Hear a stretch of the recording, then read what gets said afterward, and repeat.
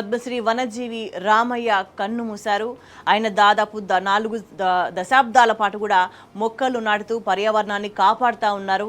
So కోటికి పైగా మొక్కలు నాటి ఆయన చరిత్ర సృష్టించారు. ప్రకృతి ప్రేమికుడు పద్మశ్రీ వనజీవి రామయ్య కన్నుమూశారు.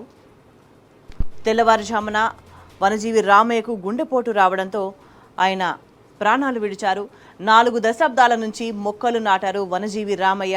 సో ప్రకృతిని కాపాడినందుకు, పర్యావరణాన్ని కాపాడినందుకు కోటికి పైగా మొక్కలు నాటి సరికొత్త చరిత్ర సృష్టించిన రామయ్యకు పద్మశ్రీ అవార్డు వరించింది. ఇవాళ ఉదయం తెల్లవారుజామున వనజీవి రామయ్యకు గుండెపోటు రావడంతో ఆయన తుది శ్వాస విడిచిన పరిస్థితి కనిపిస్తోంది. సో ఖమ్మం జిల్లా రెడ్డిపల్లి గ్రామానికి చెందిన వనజీవి రామయ్య జూలై 1వ తారీఖు 1937లో జన్మించారు. ఆయన అసలు పేరు దరిపల్లి రామయ్య. కానీ భారీగా మొక్కలు పెంచడం వల్ల ఆయన పేరు వనజీవి రామయ్యగా సుస్థిరపడిపోయింది. పర్యావరణ పరిరక్షణలో ఆయన చేసిన కృషికి గుర్తింపుగా పద్మశ్రీ పురస్కారాన్ని కూడా అందుకున్నారు. సో కోటికి పైగా మొక్కలు నాటి ఆయన తన పేరుని వనజీవి రామయ్యగా మార్చుకున్నారు. ఇవాళ ఉదయం తెల్లవారుజామున గుండెపోటు రావడంతో వనజీవి రామయ్య కన్నుమూశారు. దీనికి సంబంధించి మనకి మరింత సమాచారాన్ని మా ప్రతినిధి సాంబా అందిస్తారు. సాంబా. స్వేచ్ఛ ఖమ్మం జిల్లాలోనే కాదు, భారతదేశ వ్యాప్తంగా కూడా మొక్కలను నాటడంలో తనకంటూ ఒక ప్రత్యేకమైనటువంటి చేసినటువంటి వ్యక్తి వనజీవి రామయ్య. దాదాపు 85 సంవత్సరాల వయసు ఆయనకి ఇప్పటి వరకు. చిన్నతనం నుంచి మొక్కలు నాటాను ఆయన చాలా ఇష్టంగా ప్రేమించేవారు.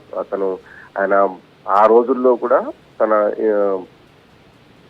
శుభలేఖలో కూడా మొక్కలు, పెళ్లికి మొక్కలు పంపిన శుభలేఖల్లో మొక్కలు పెంచండి అనే నినాదాన్ని వేసినట్టుగా కూడా ఆయన సహచరులు చెప్తుంటారు. అట్లాగే పెళ్లికి వచ్చిన వాళ్ళకు కూడా మొక్కలు పంచిపెట్టారని గుర్తు చేసుకుంటారు. అటువంటి వనజీవి రామయ్య ఇవాళ తెల్లవారుజామున హార్ట్ స్ట్రోక్ తో మృతి చెందారు. 85 ఏళ్లకు పైబడిన వయసులో కూడా ఈ రోజు కూడా మొక్కలు పెంచడం కావచ్చు, పర్యావరణం మీద అవగాహన కల్పించేటువంటి కార్యక్రమాల్లో చాలా చురుగ్గా పాల్గొంటారు. 2017లో ఆయనకు పద్మశ్రీ అవార్డుతో భారత ప్రభుత్వం ఆయన్ని సత్కరించింది. భార్య జానకమ్మతో కలిసి వేలాది మొక్కలు నాటిపెట్టినటువంటి చరిత్ర వనజీవి రామయ్య ఉంది. వనజీవి రామయ్య అసలు పేరు దరిపల్లి రామయ్య. ఈయనకు 4 పిల్లలు ఉన్నారు. అందులో 3 అబ్బాయిలు, 1 అమ్మాయి.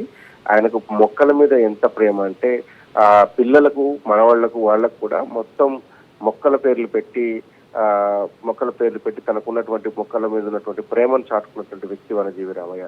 ఎంత పెద్ద పరిస్థితులను కూడా మొక్కలు, అనారోగ్య పరిస్థితి వచ్చినప్పటికీ కూడా ఆయన మొక్కలు పెట్టండి, మొక్కలు నాటడం ద్వారా పర్యావరణాన్ని వృద్ధి చేయండి అనేటువంటి పిలుపునిచ్చేవారు తప్ప అనారోగ్యాన్ని సైతం కూడా లెక్క చేయకుండా ఎప్పుడు కూడా ప్రకృతి సేవలోనే తిరిగి ఉండేవారు. ముఖ్యంగా హరితహారం ప్రోగ్రాం పెట్టిన తర్వాత, సీఎం కేసీఆర్ వచ్చిన తర్వాత హరితహారం పెట్టిన తర్వాత కూడా ఆయన దాన్ని స్ఫూర్తిగా తీసుకొని చాలా పెద్ద ఎత్తున ఇంకా మొక్కలు నాటాలి, ఇదే తెలంగాణ ప్రభుత్వం చేస్తున్న కృషిని కూడా ఆయన పెద్ద ఎత్తున కొనియాడినటువంటి పరిస్థితి ఉంది. వనజీవి రామయ్యను స్ఫూర్తిగా తీసుకొని అనేక మంది ఆయన ద్వారా మొక్కలు నాటడం అనేది ప్రారంభించారు. ఖమ్మం జిల్లాలో ఏ రోడ్డుకు పోయినా, అంటే రెడ్డిపల్లి గ్రామం ఆయన సొంత ఊరు, ఖమ్మం రోడ్డు మనం రెడ్డిపల్లి గ్రామం ఆయన సొంత ఊరు. ఆ రోడ్డు తీసుకున్నా, ఇల్లందు రోడ్డు తీసుకున్నా, ఇటు మద్దులపల్లి హైదరాబాద్ హైవే తీసుకున్నా, ఎటువైపు బోనకల్ రోడ్డు తీసుకున్నా, ఎటువైపు రోడ్డు చూసినా ఖమ్మం నుంచి వెళ్ళేటువంటి అన్ని ప్రధాన రహదారులు కూడా వనజీవి రామయ్య నాటినటువంటి మొక్కలు దర్శనమిస్తాయి.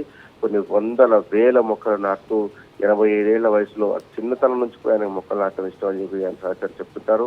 ఆయన మరణంతోనే ఖమ్మం జిల్లాలో విషాదం నెలకొందని చెప్పవచ్చు. ఎందుకంటే ఆయన తిరగని ఏరియా లేదు, నాటని మొక్క లేదు. అంత పెద్ద ఎత్తున మొక్కలు నాటేవాళ్ళు.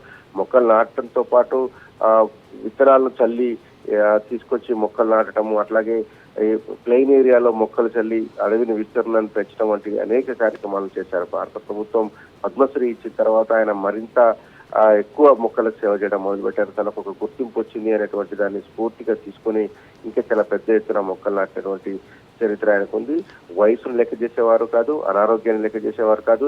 ఎంత దూరమైనా వెళ్లి మొక్కలు నాటి రావటం, ఆ మొక్కలకు సంబంధించినటువంటి కార్యక్రమాలు, ప్రకృతికి సంబంధించినటువంటి కార్యక్రమాలు ఎంత దూరంలో నిర్వహించినప్పటికీ కూడా ఆయన వెళ్లి వచ్చేవారు. దాంతో పాటు అవగాహన కల్పించేవారు. మొక్కలు నాటండి అని చాలా పెద్ద ఎత్తున పిలుపునివ్వడమే కాదు, ఆచరించి చూపించినటువంటి వ్యక్తి వనజీవి రామయ్య. ఆయనకు కొంత వినికిడి ప్రాబ్లం ఉన్నప్పటికీ కూడా దాన్ని అధిగమిస్తూ ఆయన ముందుకు సాగారు. 5 సంవత్సరాల వయసు అని చెప్తున్నారు. తెల్లవారుజామున ఆయనకు గుండెపోటు రావడంతో కుటుంబ సభ్యులు కూడా ఒకటిన ఆసుపత్రికి తరలించారు. ఆయన చికిత్స పొందుండగా తుదిశ్వాస విడిచినట్లుగా వైద్యులు ప్రకటించారు. దీంతో తీవ్ర విషాదం నెలకొంది. ఆయన కుటుంబ సభ్యులనే కాదు, వనజీవి రామయ్యను చాలా ఎక్కువ మంది ఇష్టపడతారు. అసలు ఆయన ఇంటి పేరు వనజీవిగా మారిందంటే ఆయన మొక్కల పెంపకంలో ఆయన చేసినటువంటి కృషి ఎంత పెద్ద ఎత్తున ఉందో అర్థం చేసుకోవచ్చు. ఆయన ఇంటి పేరు దరిపల్లి రామయ్య, కానీ ఎవరు కూడా ఆయన దరిపల్లి రామయ్య అని పిలవరు, వనజీవి రామయ్య అని పిలుస్తారు. భారత ప్రభుత్వం గుర్తించేంత స్థాయిలో ఆయన మొక్కలు నాటడం చేసి ప్రకృతికి సంబంధించినటువంటి అనేక కార్యక్రమాల్లో ఆయన పాల్గొనడం చేశారు. చాలా ఇప్పటికి కూడా ఆయన ఇంటికి వెళ్తే ఇల్లంతా కూడా మొక్కలు నాటి ఉంటాయి. పెద్ద పెద్ద అనేక రకాల వృక్షాలు ఆయన ఇంట్లో దర్శనమిస్తాయి. ఇప్పటికీ కూడా ఆయన మొక్కలు తీసుకొచ్చి ఇంట్లో పెట్టి ఎవరైనా ఇంటికి వస్తే మొక్కలు ఇచ్చేటువంటి సాంప్రదాయాన్ని ఆయన పాటిస్తున్నారు. అంత పాటించడం కాదు, ప్రతి సంవత్సరం కూడా వర్షాకాలానికి ముందు ఆయన ఒక ఈ యజ్ఞం లాగా, ఒక కృషి లాగా చేస్తుంటారు మొక్కల పెంపకానికి సంబంధించినటువంటిది. అట్లాగే విత్తనాలు సేకరించడం, మామిడి టెంకల్ లాంటివి సేకరించడం, విత్తనాలను తీసుకొచ్చి ఖాళీ స్థలాల్లో వెదజల్లి అక్కడ మొక్కలు పెరిగేలాగా కృషి చేయడం వంటి కార్యక్రమాలు చేస్తుంటారు. ఇది ఒక యజ్ఞంగా భావించి ఆయన చాలా పెద్ద ఎత్తున చేశారు. విశ్వాసంతో ఖమ్మం జిల్లా కూడా విషాదం అనుకుంది.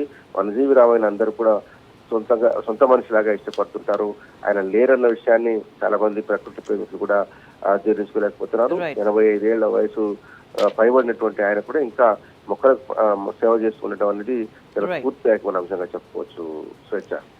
రైట్. సంబా పద్మశ్రీ వనజీవి రామయ్య కన్నుమూశారు. గత కొంతకాలంగా అనారోగ్యంతో బాధపడుతున్న ఆయన ఇవాళ ఉదయం తెల్లవారుజామున ఖమ్మం ప్రభుత్వ ఆసుపత్రిలో చికిత్స పొందుతూ తుది శ్వాస విడిచారు. దాదాపు 1 కోటికి పైగా మొక్కలు నాటి ఆయన చరిత్ర సృష్టించారు. ఇప్పుడు వనజీవి రామయ్య మరణం తీరని లోటుగా కనిపిస్తుంది. పర్యావరణ ప్రేమికులు ఆయన మృతిని సంతాపం ప్రకటిస్తున్న సందర్భంగా అనిపిస్తుంది. ఆయన కుటుంబం ఈ వార్తతో తీవ్ర విషాదంలో మునిగిపోయింది.